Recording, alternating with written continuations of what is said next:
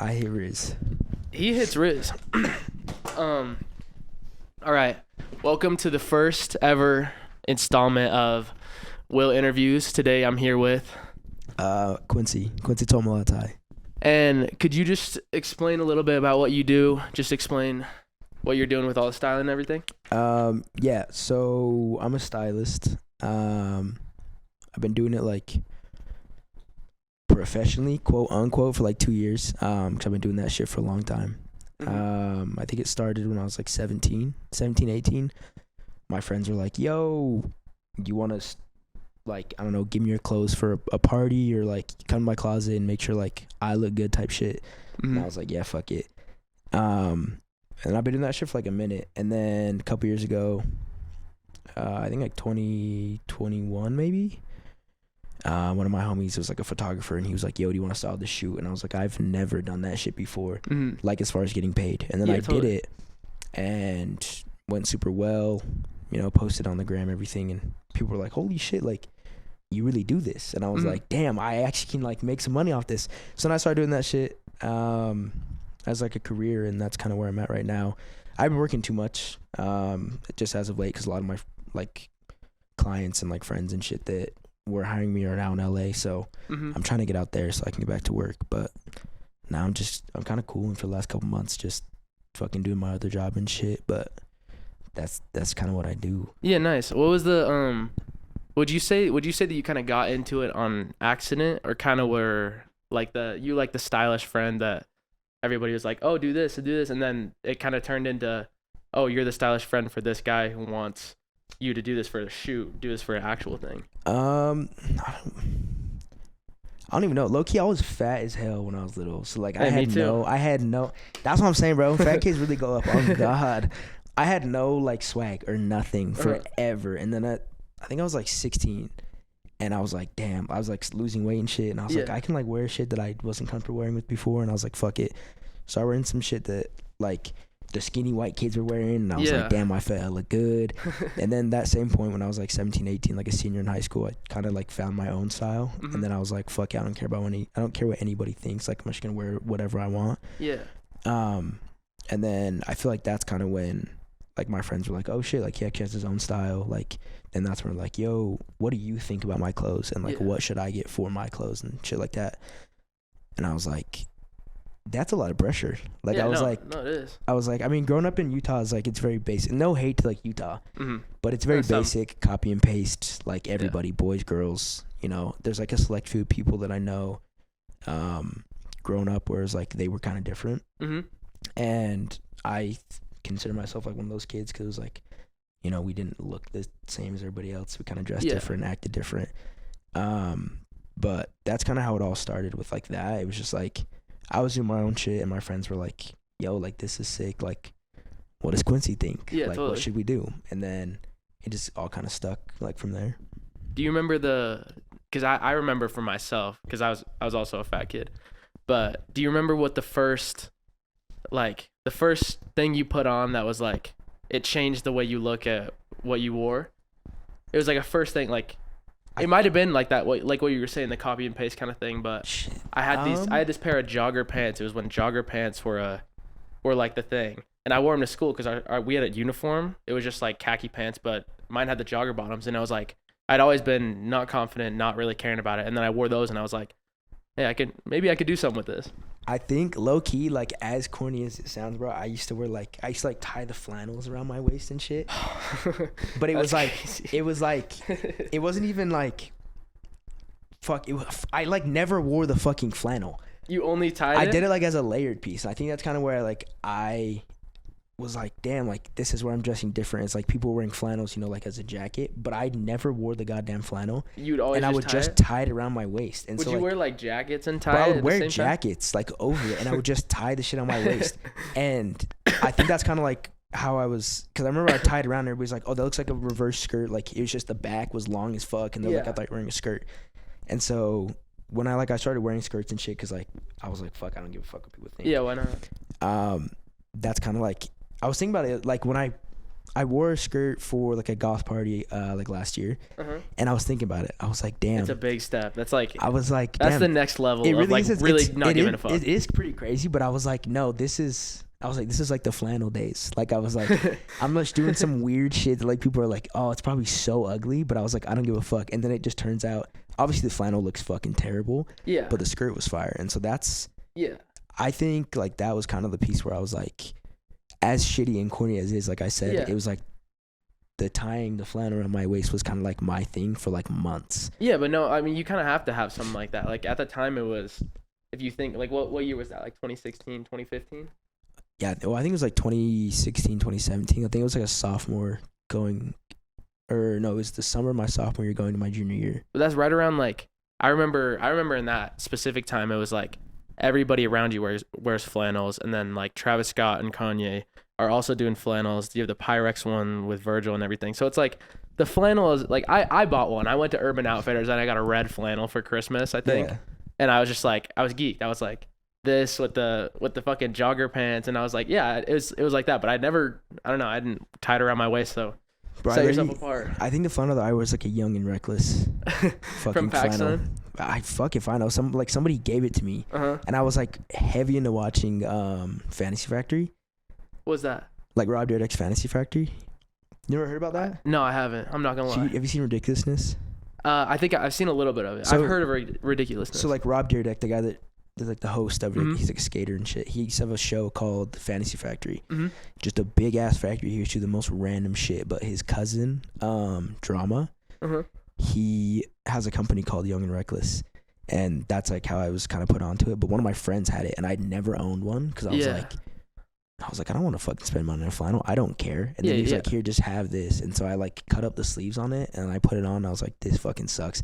So then I tied it on my waist, and I was like, yeah. And then that was the game changer. I was like, we're just gonna rock it like this. Yeah. That actually, you said something that reminded me. I wanted to ask you about skating, because I feel like anybody who has style, either like was influenced by skate culture and they lean heavily into it, or they were not around it, and it's kind of like you get this different kind of take on fashion, to where skate stuff didn't really influence you, but you, like for me, I really like the skate stuff, but I never did it, so I wear it in a different way that probably takes a shape of its own that doesn't really make sense to people that actually did.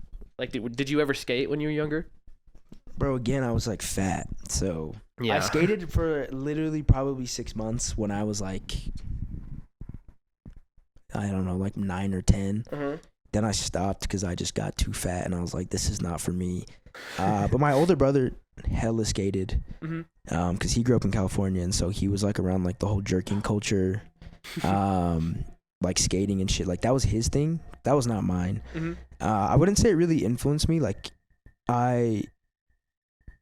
there's some styles now. Like I've seen some skaters like wear some crazy shit like while they're skating. I'm like, that's like a super crazy fit, but like you're just fucking up the whole thing like skating. Like, you know what I mean? Like you're just like tearing your clothes. Yeah, they don't really fucking care up about shoes. anything about it. It's just skating whatever. Yeah, they're just skating whatever the fuck they want. And that I kind of took like that mentality with clothes, but not like the culture. So like I have a lot of shoes that I wear that are like expensive and shit, and like some people are like, oh, why do you wear these shoes out and shit like that, and like why are they dirty? But it's like, wear your shoes. And I guess I kind of got like that influence and like kind of that mindset from my brother, because like he was skating and stuff, and like he was just wearing whatever the fuck he wanted. He was wearing skinny jeans and shit, and I was like, I'm not doing that. But I mean, I guess I kind of got like some influence from skating. Yeah, I think the older brother helps a little bit. Yeah. But I totally agree with the wear your shoes thing. Like anything I'll buy that I'm like, oh, this is like a step up from whatever else I would buy, I always try to wear it, because it's like I'm not buying it just to look at it. And also, I'm not like, I don't have any display or anything. I'm not like one of those collector kind of guys. If you have your shoes, and it's like, my favorite thing is, so when I first bought my bought like my first pair of Rick Owens that I've ever had. What were they? I just bought like the main line, the high tops, like the leather ones. The Dark Shadow ones? No, like the main line, like the Geo Basket? No, just like the regular Rick Owens, the Ramones, like the calf leather ones. Oh yeah, the Ramones, yeah, that's what I'm saying. And so I had them, and I was like, oh shit, like I finally have a pair. And then I just beat the fuck out of them. Like I went hiking in them, like That's a little crazy. That might I was be just like up. wearing them outside all the time. And Yeah. I was like going to music festivals and shit, and like always in the dirt and like the mud. I'd wear them in the snow. Like I'd wear them everywhere. And my friends were like, "Bro, why do you have these shoes?" Mm-hmm. And you're like wearing them out, like the stitching's coming out, shit like that. And I'm like, bro, like I didn't work hard to like get these shoes, so like never fucking wear them. Like I was like, totally. I'm just gonna beat the fuck out of them. No, it's stupid. Yeah, I totally agree. So then I bought 2 other pairs, and then I just beat the fuck out of those 2, and I think they look better beat up anyways. Yeah, I don't know about the whole like pristine condition for those, especially shoes like that. The shoes are like supposed to be worn and just like worn every day. More of an everyday kind of thing. And there's only like one pair of shoes that I guess I would have that I would never like wear out like that. I have a couple. And it would probably, if I don't have them yet, but I want them, just like the Margiela Tabby boots. Mm-hmm, yeah, like the high top ones. Yeah, I wouldn't wear those. Probably on a nicer occasion. Yeah, I wouldn't wear those just out and about. I would definitely wear them, but I wouldn't beat them like to shit like the rest of my shoes. What do you think about needing the special socks for those? I don't really mess with that because it's like the toe socks are weird as fuck. They're really weird. They're like the 5-finger shoes. I don't really hate those, but I have tried on a pair and I was wearing regular socks and I didn't fuck with like the feeling of having it must extra be bad, shit in my toes. So but it's also like $30 more for Margiela socks. It's like but then again, it's like if you buy 2 pairs of them, then you just have the 2 pairs for like what the 7 times you wear those shoes, I guess. True. Yeah, that's like my opinion on that because it's like I would buy the socks because I'm not gonna wear the shoes every day. Yeah, but it's totally. like any other shoe. It's like I don't, just normal ass socks. I remember the first time I met you, I talked to you about selling Supreme because that was something I was big into when I was younger, and that's kind of what kept me on the track of like keeping in the loop with fashion. And you talked about a couple of side hustles that you did when you were younger that involved clothes. Could you touch on those? Because I thought those were super funny. What the fuck did I tell you? What did I tell you? It was like flipping designer stuff. Oh shit, yeah. No, I was so I sold like Supreme, I sold shoes, I sold vintage clothes. I like did it all for a couple years, like right out of high school. Cause a couple of the homies like Sam, shout out to Kimbo, but Sam, he was doing that. Him and my homie Braden were doing that like heavy when I graduated. Sam graduated a year before I did, but I was like watching him and Braden do this shit, and I was like, damn, they're like, this is fun. Like this seems like something I could do to make some quick money during summer. Cause I didn't work during the summer. Yeah. My parents said if I got good grades, then I would have a job during the summer. So, it's sick. Yeah. Shout out to you guys, bro, because that shit was lit as fuck. But I was like selling all that, and I was just kind of taking pointers off of like what Sam and Braden were kind of telling me, and I was making pretty good money. And then I got to the point where it was like I was selling kind of the same shit everybody else was selling, and I kind of got bored. Like I was like, I don't want to sell like, Supreme or, heavy like clouded items. Yeah, or just stuff that will sell, but it's kind of like you're not selling it because you want to. Yeah. So then I was watching this documentary, and it was about this guy who collects like bootleg tees and shit.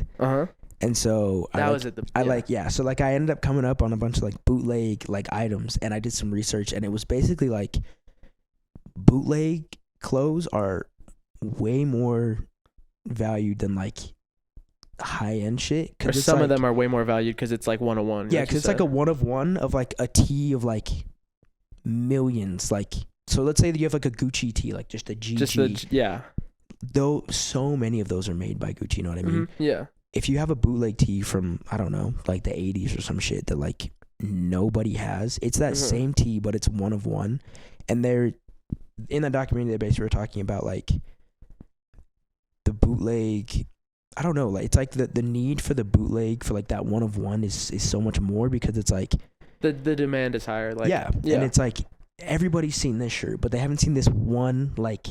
Yeah, because there's something off about it that makes it interesting. They haven't seen this one weird ass shirt, and like there's a difference between like fake and bootleg. So like fake is like you just look at it and you're like, wow, like just that's, a rip. Yeah, it's just like the shittiest thing ever. But bootleg is like as close as you can get to like, it's almost like a rep, but not, because it's not. It's not like a rep is like 1 of 1, like 1 for 1. It's trying to recreate the original thing. Bootleg is like there's something on it that's a little bit off. That makes it its own unique thing. So then I started selling that for a little bit. Like I was just. And how did you sell it? Like where would you find the bootleg stuff? Like is it? Bro, I would literally sell it to the homies. Like I would literally just pull up and I'd be like, yo, I have this shirt, and they'd be like, oh my god, that's fire, and I'd be like, bro, it's bootleg as fuck. But I was like, this is how much it costs, and I would just kind of give them the breakdown, and they'd be like, okay.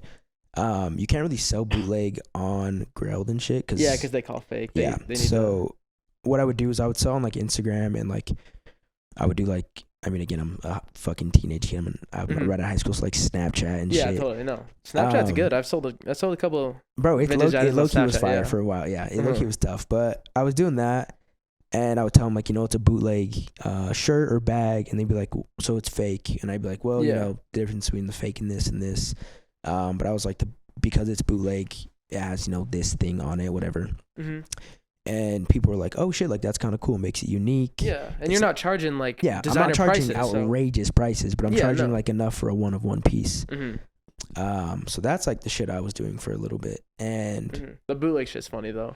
What did you do you remember what your biggest Supreme come up was? Like, did you do stuff manually when you were doing it? Yeah, I never used a bot. Me neither. I was always a manual. I got everything manually, and I don't know how I did it, but by the grace of God, I was just coming up for a while. But it was fun though. It was a rush. Bro, it is. It's like you wake up every like Thursday morning. Thursday morning at 9. Fucking just try. For me, it was during school, and so like there was a year where I had a class that was like the teacher was chill with it, and I could be a little late. Then there was a year where it was like no computers.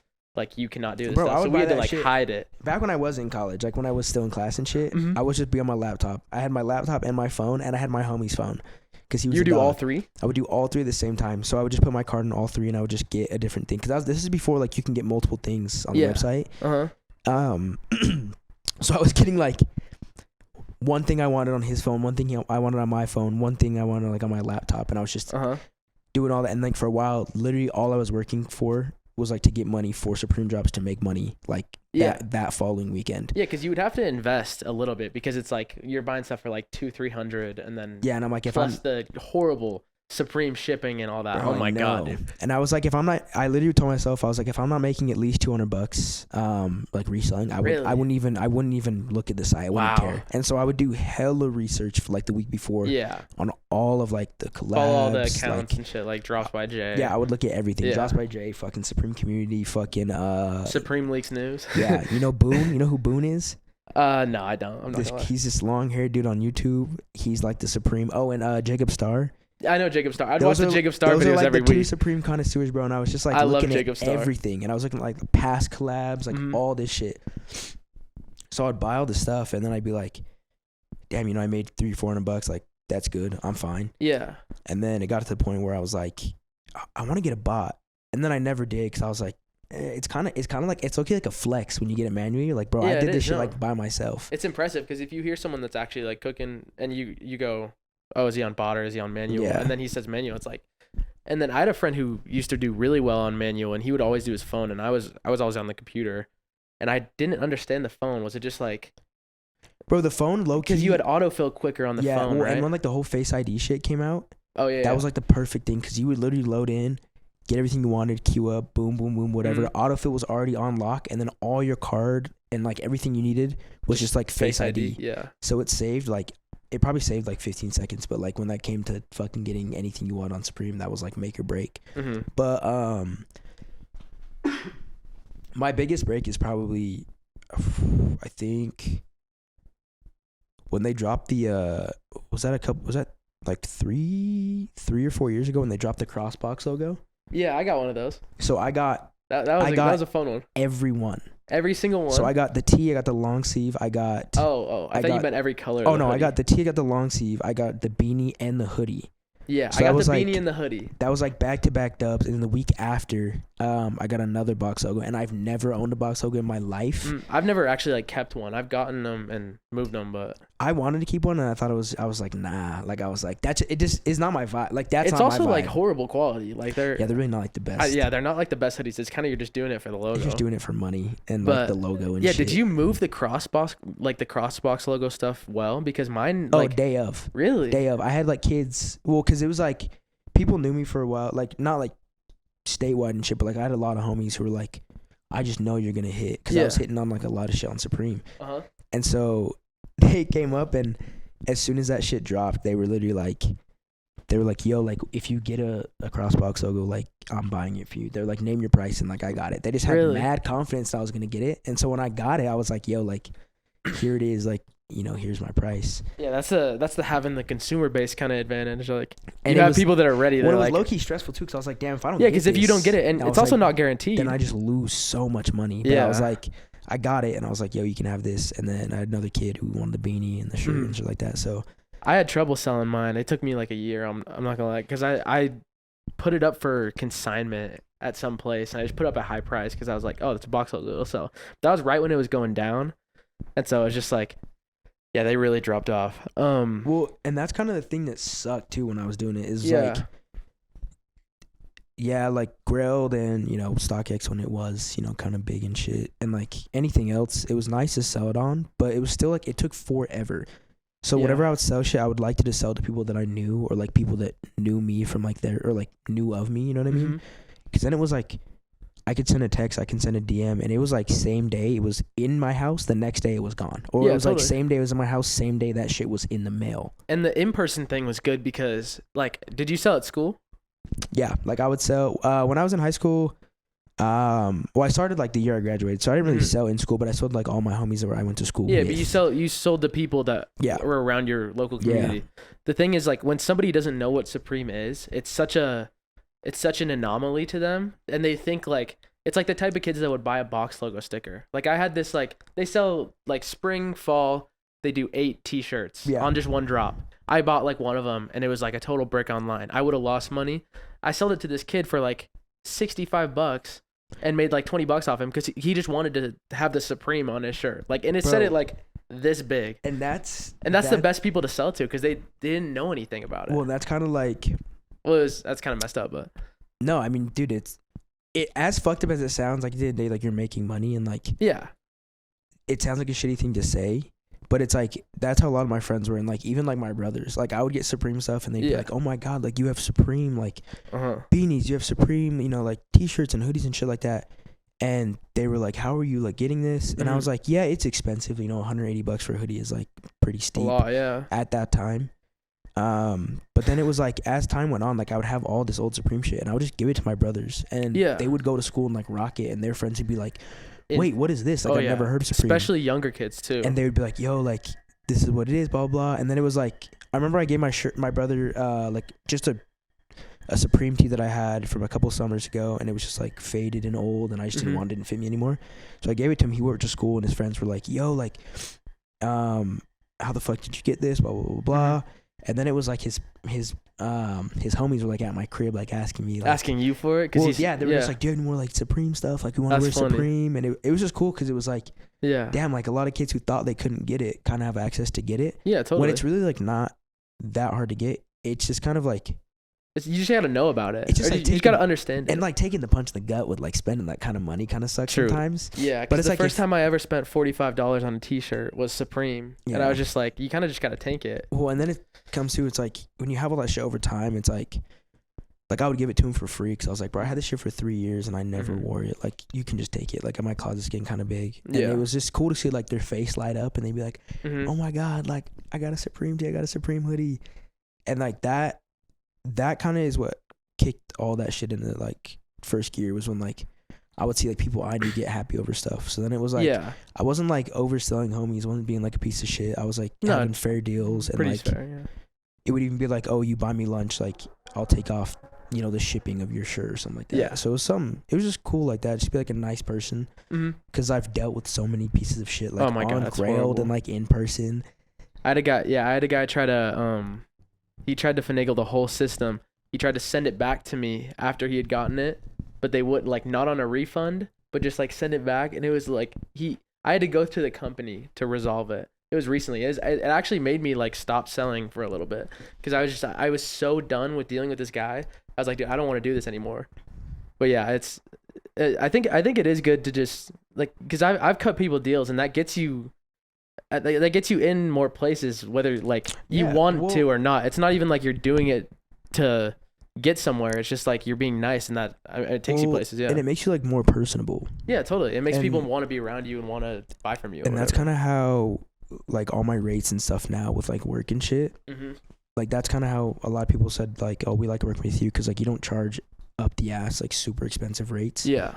That's just because like growing up I was like, bro, like it's the homie, like I'll give him a discount, but not too much a discount, you know what I mean? I'm still like making you're money, still making something. but it's like I want them to like respect me for like the person I am, not just like the shit I do. And so that's kind of like that shit just kind of goes full circle. And I learned a bunch selling. I don't sell anymore. It's just too much of a hassle. Like I'll do it if I want to get rid of something, but it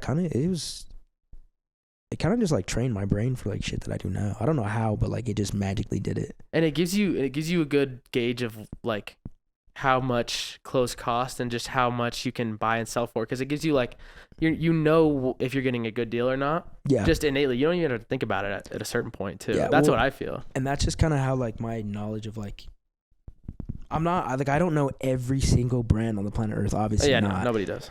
And like high fashion and stuff, like I wear some stuff, but I don't know every brand. I don't know the price of half this shit. I'm like, I don't really care. But selling all that stuff and like knowing like the the culture and like the history and shit like that, kind of it just helps your brain like in the future to be like, oh yeah, if if you're paying X amount of money for a pair of shoes, that's a good price because they're this much retail. But then it's like you put in if they're used for a couple years, you can knock off some money, shit like that. So that's just kind of how I think now, and that it helps with like styling shit now, because it's like if I'm doing brand new clothes, like if I'm working for a company, it's like brand new shit that I'm getting, and like I'm buying it, to put on like the website or whatever. Yeah, it's like I'll definitely charge them more because it's like I'm buying you new shit, and then you reimburse me for whatever. But if it's like the cost of what you're buying kind of wagers into it, Or if it's like a brand, where it's like a vintage, or like vintage stuff, and it's like shit that I have in my closet, I'm like, I can charge you less because it's like me to access that shit was way easier because all I had to do was look 3 feet to my left and I had everything already in stock. And that form of pricing kind of shows that it's more about the work you're doing rather than the money you're making. It's because like you wouldn't do this to just get money. Because there's other ways to do all that stuff. It's the work that you're doing that you want to be doing, which I think is cool. Yeah, it's like I'm not trying to steal from your pockets, bro. It's like I just want my work to be shown, and I want everybody to be happy and like have a good experience with me and like my work and shit. And so that's why I think people keep asking me to come back and work for them, because it's like not only do I do good work, and like I'm always putting out good shit. But it's like I feel like I'm a good person and like I'm a trustworthy kid, and it's like I'm not trying to steal money from you and shit like that. So but yeah, what you were saying about moving to LA, you talked to me a little bit ago about how I understand how this could be way harder in Salt Lake because there's not much like that, nobody really does styling out here, but you talked about being able to go somewhere in LA and have people that have, say, an excess amount of like pieces, or they say they have a warehouse where they just hold stuff, and you can use it for shoots. How do you think that will take what you do in Utah to the next level, like once you move? Well, so for me right now, I don't know if it's like a problem with, like I said, I've only been doing it like 2-3 years. So I don't know if it's a problem with like every stylist. But for me right now, it's really just like work. Like work is so inconsistent for me right now, and that kind of is just like, as much as like it sounds like I don't know what the fuck I'm doing, because I don't. It's just like there's not very much going on in Utah. And so if someone has like a warehouse or like just a shit ton of clothes for me to pick from, it's so much easier for me to access stuff than rather being like, okay, who can I buy from? What do I have in my closet? What do my homies have if they let me borrow it, type shit. Yeah. So it's like if I have a spot where I can always constantly go to, then one, they make money because they're going to be my go-to. They're going to be, my clients go to, their clients, other people that they have to work from. That's going to be their person to pull from, to shoot from, etc. And so that it just makes everything easier because it's more of like a hub, for a lot of shit to go down. Yeah, and it seems more like trade and kind of borrow from this and that, and you would be probably open to doing the exact same for somebody who needed it. Yeah, so it's like if somebody hit me up and they're like, hey, I saw you wear this, on someone's story or like an Instagram, whatever, can I pay you to, borrow this for a shoot? And I'm like, yeah, it's the same thing. So it'd be like, oh, you have all this shit that I need for this exact shoot. I'll pay you this, or we'll pay you this, and then I'll do it, and your shit will be, on this campaign or this commercial or this ad, whatever. Yeah, and all the what you said about not much going on in Salt Lake, I feel like for you, just from what I've seen from the people you work with, it's more like everything that's going on that you could possibly style for is happening within your friend group, or it's happening with people you already know, and so you've either already worked with them or are working with them and doing the maximum amount of output you can for as much as what's going on in Utah. Yeah, so it's like I've done so well. I haven't done like a ton of work. I've done a lot of work in Utah. Yeah. But yeah, it's almost like the quality over quantity. I've done such good quality of work, with like, you know, the 4 or 5 companies that I've worked with, that they just keep having me come back. But now it's gotten to the point where it's like, I need more, you know, I need more clients and stuff. And it's kind of like, it's not like I'm getting bored or anything, but it's like, it's the same thing over and over. And for both parties, that kind of gets repetitive. I think you could call it bored, honestly, because you're making the move. Yeah. I mean, well, and it's like, I don't need like a change in work. It's just, I need a change in scenery. I want quantity, you know, so I can put out quality for everything. Yeah. More opportunities. Because I mean, like, you get the more reps you get, I feel like it's better. It's like, there's only so much you could do here. And I feel like once you've extended all those possibilities, it's like, it's time to move on. And yeah. And it's like, I haven't reached like my cap in Utah, but me personally, I feel like I have. I know I haven't, but just me personally, I feel like I kind of have. Just because it's like I said, most of the brands I work with now, they're all in LA. Yeah. And I know just LA's way bigger than Utah as far as like fashion, anything goes. So I'll get a lot more work out there. But anybody that has hit me up to work here, like, you know, prior, or I guess not prior, after like all the shit had happened with anybody else moving, is like, I still work with them. I still do really good work, you know, all the same.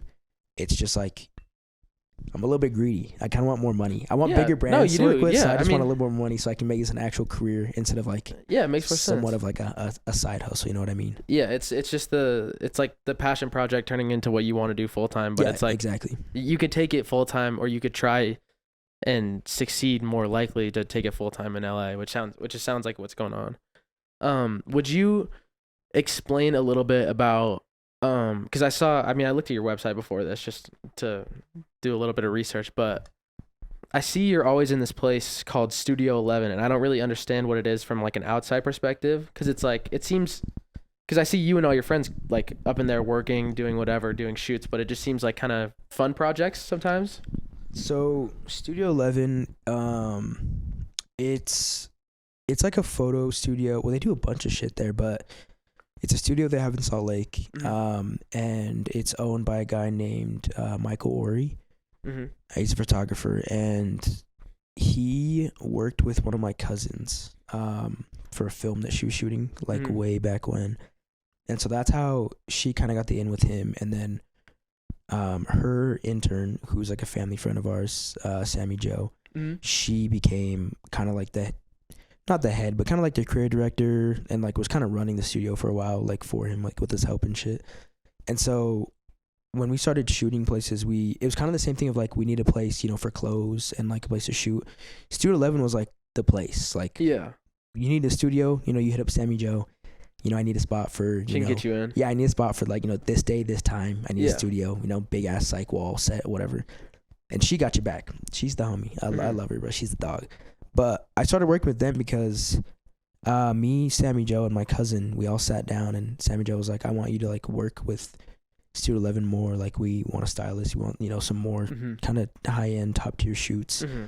And so I started working with them a bunch, and it's been super fun. Like, I love working with them. They're awesome.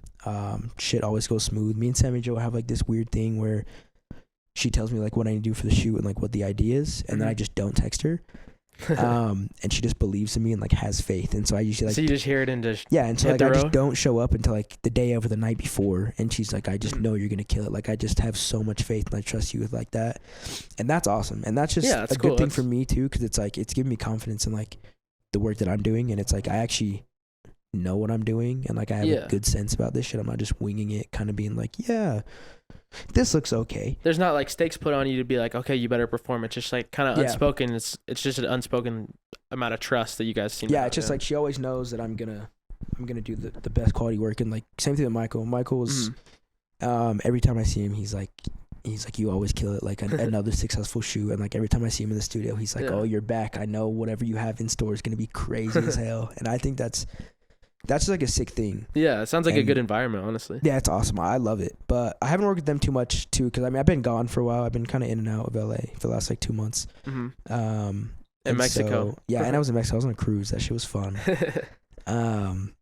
But I haven't worked with them in a little bit, and I need to text Sammy Joe. I keep forgetting, but I want to get back into it, because that's like passion projects. Yeah. It just seems like people trying to get something together and like make something happen just on the side. Kind of make art, bro. Like it's literally just whatever idea Sammy Joe has in her head, she lets me know, and I'm like, that sounds sick. Like, let's do this and this and this, and then we'll kind of bounce back ideas, and I'll be like, you know, do you think this would look good? And she'll say yeah, and then I kind of just pull up. What is a day like where you're shooting something intensively? Say it is like something like that at Studio 11, or it's like a brand shoot where it's for some campaign that they're doing. What does that day look like? Is it a full entire day of shooting, or is it usually around like? Well, it depends. Like usually the passion projects like with Studio 11 stuff, those are probably like,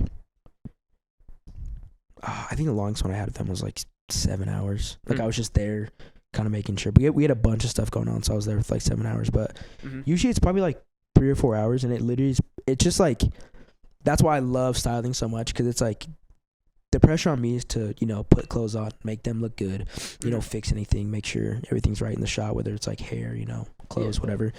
I don't have to worry about taking pictures. No. I don't have to worry about set. I don't have to worry about, you know, planning it, really. You kind of just have to show up. I just have my job. I get that shit done, and then I do it pretty good. I make them look good. Yeah. But usually it's like, it just is like me hanging out with my friends for like hours on end. But it's the shit before that is like where I think I kind of am really good at my job, because I know I've heard some stories about some stylists, and like I know some kids who, and it's no shade to them, but it's like I feel like I'm just a very hard worker. You have to name names either. It's just them. Well, yeah, no, it's just them. But I know when I like am really, really passionate about something, I kind of over fixate on it. Yeah, and I just get really, really stressed, and like I block out everything else, like whether it's like, you know, my other job or like friends, family, and like as shitty as that is, like I'm trying to get better at it. Kind of tunnel vision. No, I think it's good. I really am just locked in. Like you said, tunnel vision. I'm just locked in on what I'm trying to do. So it's like, if I know I'm shooting something, you know, a week prior, that whole week is me, you know, sourcing clothes, you know, inspiration pics, you know, checking, fucking so many sites, just like trying to see like how these things fit. I'm like looking at the picture of the model, and like that's why it's kind of nice of being friends with the people that I shoot with sometimes, because like usually like I see them a lot, so if I can, I'll like hang out with them before, so I can be like, okay, you know, you're this tall, you know. You can get kind of dimensions. Yeah. If it's like a brand shoot where there's set models and they know who's doing it, it's not your friends. Do you get dimensions, or do you get sizes? So they send me all their measurements like before, and that's like the first thing that I have to have. And like inch by inch stuff, right? Yeah. So that's great. You know, they'll send me, if it's like a girl, you know, like bust tips, everything like that. If it's a dude, like waist, you know, shoe size, torso, everything like that, chest. That's the shit that I kind of feel like I am different from most people, because it's like I over fix it on that shit, and I just make sure that all these clothes that I have like are gonna be perfect, you know, on them, and like the look that I want to achieve is like gonna be exactly the way that it's gonna be, you know, when they shoot. And so that's like what the week before comes into. Like I just lock down, and I just lock myself in my room where I lock in. I'm just researching forever measurements, you know. I'm taking shit out, like trying to measure something that I have that's like close enough to the piece.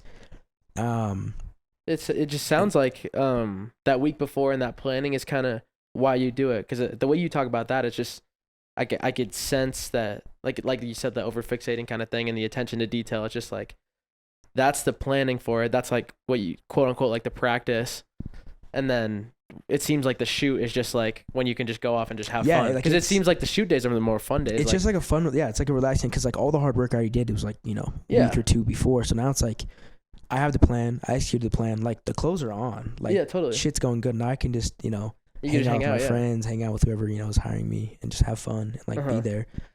It's the times where it's like I've gotten a couple where it's been like a day before I've had to shoot, and people have been like, hey, we need you tomorrow, like we have this shoot, you know, here's the model's info, blah blah blah blah blah.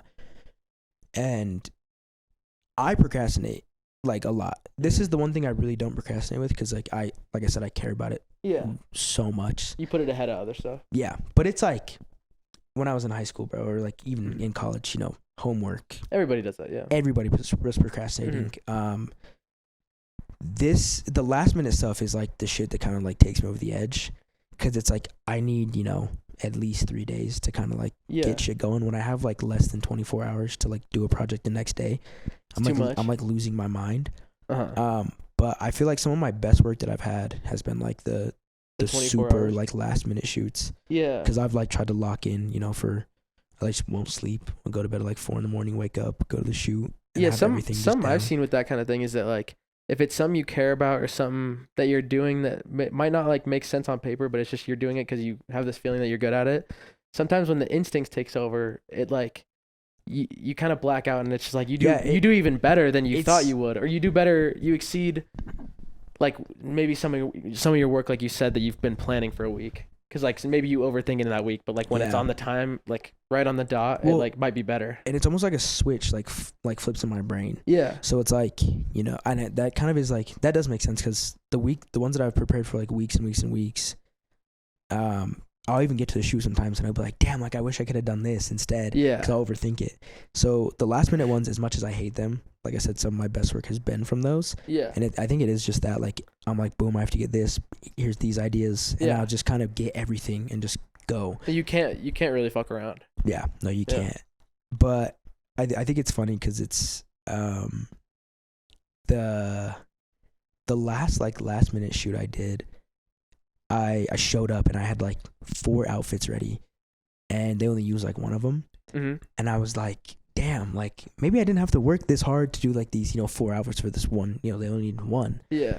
But then I thought about it and I was like, I don't think there's anybody else that's going to bring, 4 out. They only asked me for 1, but I brought 4 just in case. No, it's great. Like some shit was going down.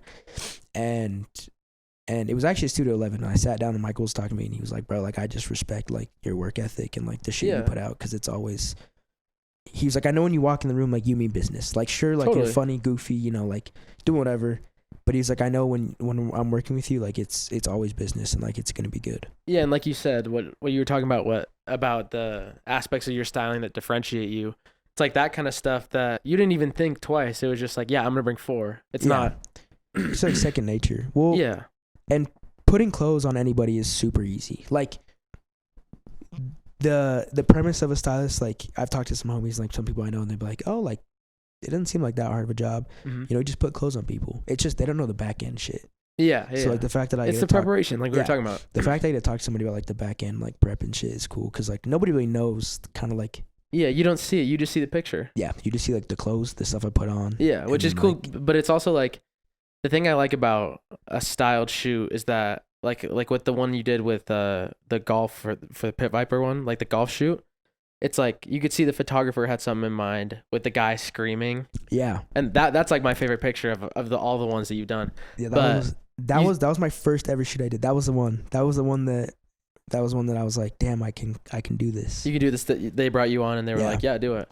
But yeah, with that one, it's like, okay, the photographer had something in mind and he probably prepped for it. He wanted this guy to do this. And then you prepped for whatever you were putting that guy into and it comes together. And that's the kind of thing where it's like, that's just my favorite content to see, or my favorite, the stuff that's inspired because you see it's getting approached from all these angles with a lot of intention. And I think that's what it comes down to. Well, and that's why I love having like all my homies in Salt Lake because like most of them are like photographers, musicians, they have brands, they're models, influencers. They're kind of all in the same realm of like being a creative. And so I think it's fun because like sometimes we'll just I'll sit down with my homies and they'll be like, bro, like what if we did a shoot with this and this and this? Mm-hmm. And like we'll come up with shit and like I'll just pull up an outfit like out of nowhere. I'll just like kind of go on Pinterest and just like pinch it together and like copy and paste, screenshot shit and just make like an outfit. And I'd be like, yeah, like what if we did something like this? And like and like that idea like never sees the light of day, but it's fun to like just kind of spitball and do shit like that because it's like I haven't really had friends that do the same thing as me until I kind of got out of high school. So until I was like 19, 20, I didn't really have friends that kind of thought the same way and like were into the same creative shit that I was. And it really is a kind of a I've seen firsthand that it is kind of a way of thinking, and there's some I don't want to sound like I don't want to sound self-righteous, but it's like a way that you can connect with a certain person, like I don't want to say regular, but just like someone that doesn't think in that way. There's a difference between the way you connect with them compared to the way you connect with the people that you're talking about, and just like the fact that you're like what you guys are sitting down and possibly just doing for fun, like on a weekend or whatever, is think about this random idea of some shoot we could do, conceptualize it, and you're super geeked. You're going on your computer and doing like finding the outfit that you would put it in. It's just like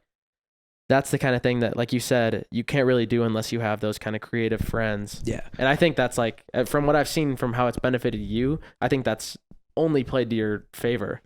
Well, and it's I 100% agree with that. I have like my best friends from high school who like they are not like they're creative in their own ways. You know what I mean? They do. Yeah, everybody can be. It's like you can do some like quote unquote regular, like a regular day job and be like, really creative with it. They understand shit that I don't. And like, you know, totally. I understand shit they don't.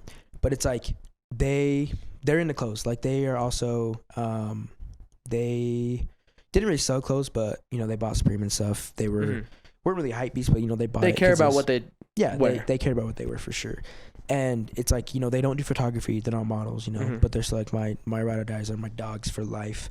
And it's just funny, like when I will do stuff and like I've been around some of them when I'm like prepping shoots or like working or like I'm on the phone with somebody about a shoot and they just think it's funny because they're like, I don't know, like they're like, the way that you were talking just is funny because like we have known you for so long. Yeah. And they're like, the shit that you were talking about just like doesn't sound right coming from your mouth because to them it's like foreign. You know, to them it's just like I was Quincy. It's different. It's not. To them, it's I was not just Quincy. I was the homie. I was just fucking around, you know, being weird and goofy. And then, you know, when they were calling me, it's like it's business. Like I'm talking about, you know, pieces, like set time. You know, how many people need to be there. All this. Yeah, you're on something different. It's cool to see. It's cool to see with some of my other friends. It's the same kind of thing. It's like I have a friend who's in like the sports. He's trying to get into the sports world and like agency and everything. And hearing him talk about that kind of stuff, I'm like, no, you're not like an agent. Yeah, it's like, that's not the same kid, bro. That's not the same kid. No, but the way he's talking about it, I'm like, damn, this kid could really do something in it. And so, yeah, no, I had a question on here about the friend group thing, but I think you kind of doubled down on it. Just like having that creative friend group seems like it's built a good foundation, and seems like was it hard to find those kind of people in Utah, or did it happen naturally? Bro, because I feel like even the way it's happening, like the way I met you through Harrison, and he's also a creative kind of guy. It's just like it kind of just happens naturally from what I see. The story of how I met all of my friends, I tell people this story all the time because it's like I don't think I would be the person I am today. Or like I wouldn't be doing the shit I'm doing right now unless like this weird random like day happened. So like I was literally on Instagram, and one of my homies had like posted, who's now like one of my close homies. He posted Elliot Tech. He posted, or my homie posted Elliot's story. Yeah. Or a picture on his story, and I was like, "Oh, this kid's pretty fitted." Like I was like, "This is a tight fit," and I was like, "That's what I saw the first time I saw him." Yeah. I was literally looking at it like as inspo. Like I was like, "Damn, like this shit's crazy." I was like, "This is like these pants are tough," or something like that. Yeah. And I literally just I followed him, and then he followed me back, and then I DM'd him. I was like looking that he was like doing photography and shit, and I was like, "Yo, bro, your work is cool." Like this is before I was like getting paid to be a stylist. This is before I was like even doing this shit like as a job. It's just you saw him, yeah. Yeah, I was like, "Bro, your work is tight," and I was like, "Bro, like you're fitted, bro." I was like, "You just seem like a cool kid." I was like, "I don't know where the fuck you're from," but I was like, "Let's just be homie." I thought it was like some internet, you know, homie type shit. And then he was like, "Bro, it's like those stories you hear about, like people like Brockhampton meeting and becoming friends online. Like on a what are they, like a subreddit, like on a message board or some shit, yeah. And he was like, "Yo, bro, I'm from Utah," and he was like, "Yo, what are you doing tonight? Actually, like, I'm having some friends come over." And he was like, "I just see that we have like a bunch of mutuals and shit." And he was like, "I'd love for you to come, like whatever." And I was like, "All right, word." So then I pulled up, and it just so happened to be like the first ever kind of come through later event before come through later was like even a thing. And so I pulled up with one of my friends, and I met all of my like closest friends like now. Yeah. That's I met crazy. Like Elliot, I met Yuri, I met Jayon, I met Jaden, I met Josh, I met Elvis. I met a bunch of people there, and like that day I didn't think, you know, I was like, "Oh, these are the cool like friends that I met, you know, that are from West Jordan, like down south." And then, fast forward like that summer, we were throwing parties every day at Yuri's apartment. We were, doing like rooftop parties. We're all going to Kilby together. We're, having birthday parties, like Christmas parties. Yeah, like for real friends. Like it's like a for real friend group. Yeah, like close friend and just like homie shit. And I was like, and then we all sat down. We actually just had like a little creative meeting like last week, and me and Elliot just told the story to like a bunch of people who like didn't really know us. Really? And they thought it was crazy because it was like on some, as like corny and weird as time, but it was like on some fate shit. Like it was literally just like I DM'd him, I followed him back, he followed me back, or I followed him, he followed me back, and then he was like, "Yo, come like just come hang out with us." Yeah, just the night of. And like none of us knew that we'd all be like close friends. Just like, and I don't want to sound like just like a piece of shit, but like I think personally like we are like that friend group in Salt Lake. Like a lot of our friends that are doing shit are, whether it's like photos, modeling, music, like a lot of them are coming out of that friend group. And so yeah, totally. I mean, I like, even not knowing people, if I'm out and I see you guys, I notice who you are, which is like not really the same of any other friend group that I can think of in Utah. Also, I think you guys are connected somewhat to Huber, the guy that's really funny on Instagram. Oh, bro, we love Josh, bro. Josh is his name Josh? His name's Josh, yeah. I fucked it up. You talking about Hubie? Yeah. Yeah, his name's Josh. Josh is he's funny as hell. I want to interview him. If you're listening, come on. Josh, if you're listening, bro, hop on the interview. I interviewed your friend. To whoever got a hat from Josh, I'm sorry, because that shit's probably never gonna come. So wait like another 2 years. No, but he's funny. No, so I met him, and that's kind of what I was going into with like friend groups and shit. Yeah. It's like I have, and every time before I say this, it's like I don't want to sound like, yeah, you don't want to sound like you're like, oh yeah, we're the Kardashians. I don't want to sound like I'm just like the coolest kid on the planet Earth, because I'm not. Like I'm but you can be honest, like, but I'm very social, and so I'm able to kind of, have a lot of different friend groups, is because I'm always me. Like I'm always the same kid 100%. Yeah. And a lot of groups, I kind of just am easily.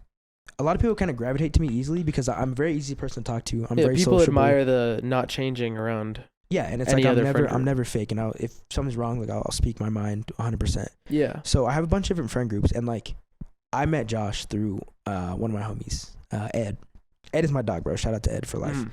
And I met him because he was hanging out with some of our other friends, and then just over time we all became homies, shit like that, and then we all just kind of became like a bunch of like besties type shit. And it is kind of, I mean, you can speak on your experience with this, but I think I've really experienced that just being in Utah. It's kind of like you can run into somebody that you've maybe seen online or just you somewhat know about randomly on a once in a blue moon kind of chance thing. Like I don't know if I've told you this story. I walked into class the first day of spring semester, and I sat down and I looked where I was going to sit, and I sat next to this guy because I was like, oh, he's a cool beanie. It was like some rainbow gradient beanie, which I was like, it was crazy. And then he had the Jound Asics on, the silver ones, the Gel Kayana ones. Oh, yeah. So I sit down and I looked at him. I'm like, I kind of know that kid.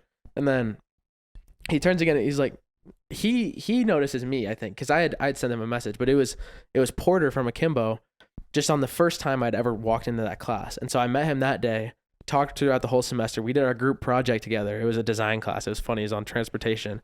And then like 2 weeks after the semester ends, I'm working for them at Akimbo. And then I meet a couple other people, like probably connected to your friend group. I met Elliot at an event with them. And then I met Elvis, who I'm sad and moved because I really enjoyed my conversation with him. Elvis is the dog. But yeah, it's just like you can run into somebody, or you can, like you said, hang out with somebody that you don't know the night of when you texted them, and it's just like, yeah, bro. And then it's like a year later, you could be like best friends. You could be working together. You could be partners doing whatever. And that's kind of like even Sam and Porter, like they were friends in high school. They were friends in high school, like they knew each other, and then just took it to the next level. Yeah, and then for a while it was just Sam doing Akimbo, and then it was like Porter came in and Braden and all that. Well, he went on a mission. Yeah, then he came back, and then he was helping Sam, and then it was like boom. Now it's like Akimbo is, it's Sam's. That's Sam's baby. Like Sam owns it. Yeah. But it's like it's Sam and Porter now, which is and he does so much work just for the betterment of it. It's like I don't even think they care too much. Like from being around them, it's not like, oh yeah, this is my thing and you're just here. It's like, no, it's like we're going up together and bro, they're workhorses. Like, if you told me they were brothers, I would honestly 1,000%. Yeah, 1,000% think you're telling the truth. But yeah, no, it's the same thing. That's a great way to kind of put in. It's like, and that's kind of how I live. Like most everyday people always ask me, like, why do you go out to random shit? Like, why do you go into this person's birthday party you don't know? Like, if somebody invites me, I'll go. But it's like, you never know who you're gonna meet, and like, you never know. Like, you could talk to somebody for 5 minutes, and like that 5 minutes could change your life, or that 5 minminutes could be like, damn, like that conversation we had. It could open a door. Yeah. So like, they hit you up. You know, you guys can be, you know, I don't know, partners, do whatever, coworkers. Yeah. Be in a relationship with them. Literally anything. So much shit can happen in like the first 30 seconds of meeting somebody. And so that's why for me, it's like first impressions is like a big thing. So it's like in the first 30 seconds, it's like, if I don't fuck with you, like I just don't think I will like later on. You know what I mean? Cause like, if you give me a vibe of like, I probably won't fuck with you, but it's like 30 seconds. It's like, that's going to be me. First like 5 minutes, I'd say. 30 seconds is a little like, someone could be nervous. I mean. Well, and that's the thing too, is like 30 seconds is, it seems like it seems like so fast. Yeah. But you can tell just kind of instantly. And that's kind of just how my brain is worked, just with talking to a lot of people and just kind of, like I said, being friends with a lot of different friend groups. It's like, I've seen a lot of different personalities. Mm-hmm. And so I can kind of know very fast if someone is like very fake or someone is like, you know, genuine person. And if they're nervous, you have a quick gauge on it. Yeah. So it's like, if they're nervous, I'm giving the benefit of the doubt. And like, you know, I'm very good at like breaking the ice and like making sure someone's not scared. So it's like, for me, it's like 30 seconds. Cause it's like, you talk to me, it's like, boom, you know, I either want to have a conversation with you, or it's like, I don't. It's like, I'm not welcome. I know I'm not welcomed. Or it's like, you know, I don't really want to talk to you. You're weird. Yeah. But yeah, I think another really important part about that is because you talked about going to these events that you have no clue what it is. You're just going to just go.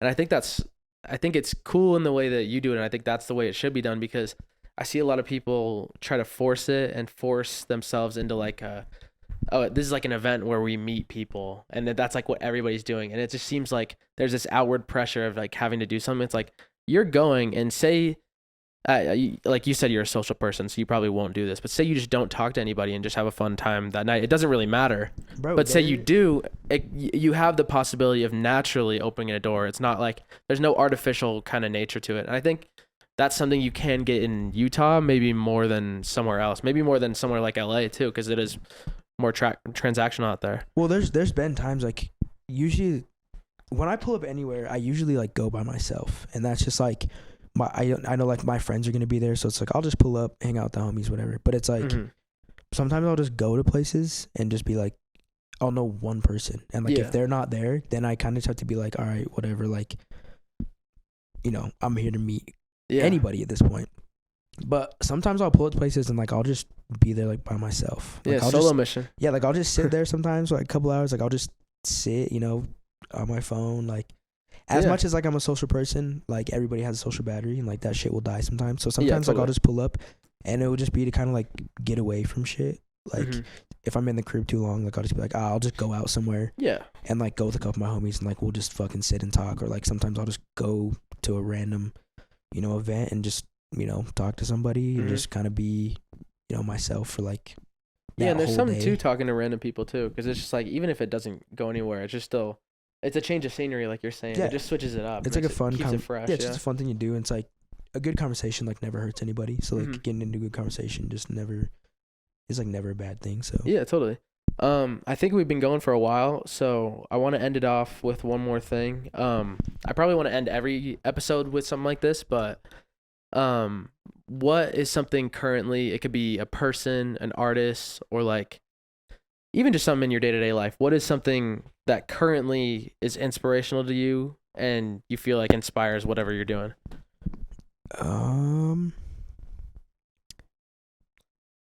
As far as like person go, bro, I don't know what it is, but it's like I've been seeing Lil Yachty like everywhere. Me too. Like on everything.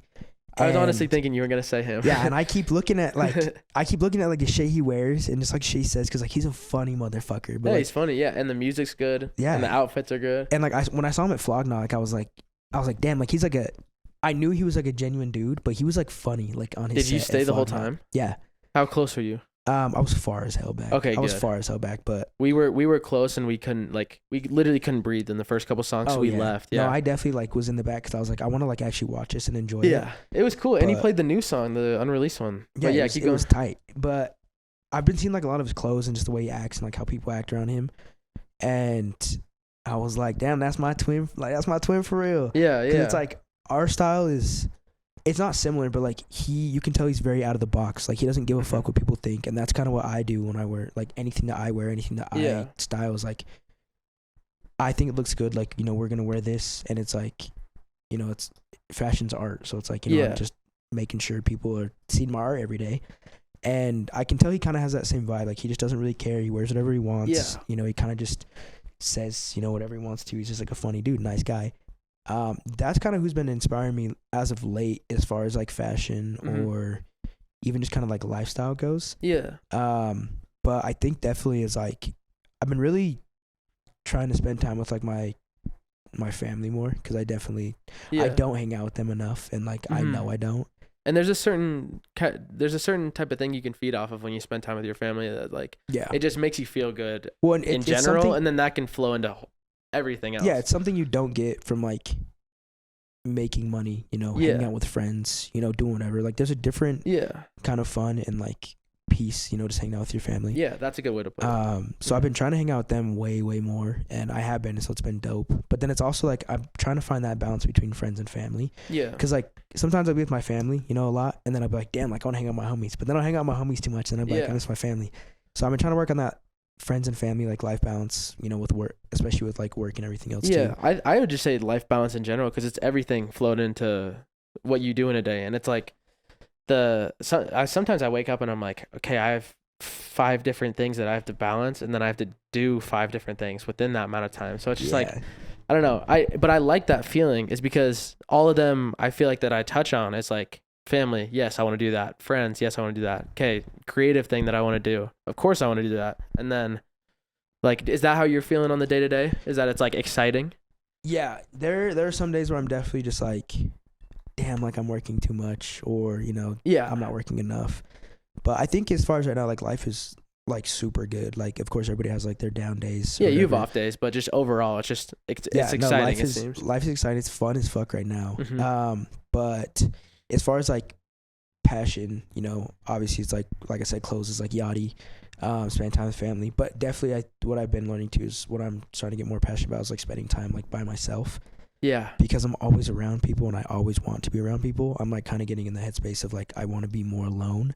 Yeah. Or you want to be fine with being alone. Yeah. So it's I definitely want to be able to understand myself more so that I'm able to, kind of be the best person for, anybody else. Yeah, totally. And so that's besides those two that I already touched on, I think, getting to know myself a little bit more is kind of the one thing that I really, really want to be more passionate about and get better. Yeah, and it's weird, that feeling of being around people all day or being around people all the time, and then you do get that time alone, and it's kind of like a freak out moment. Yeah, it's kind of you don't know what to do. Yeah, it's you're on edge, and when it's that's the opposite of when you should be on edge. Is you should societally, I think the idea is that people get on edge or nervous when they're around people, but if that's your default and then being alone is the on edge, it's I get what you're saying. Yeah, I feel trying to balance that too in life, but it's just to spend too much time alone, then it's what about the other stuff I could be doing? It's always a trade-off. It's you spend too much time with people, you're fuck, now I have to do this shit by myself. But I think that's what's fun about it. I don't know, it's cool, and it's you're always just trying to go up, which is good. Mm-hmm. But yeah, all right. Well, thank you for doing this conversation. Bro, appreciate it. Felt more like a conversation than an interview, but I'll keep the name of interviews. But yeah, thank you. Thanks for watching. Deuces.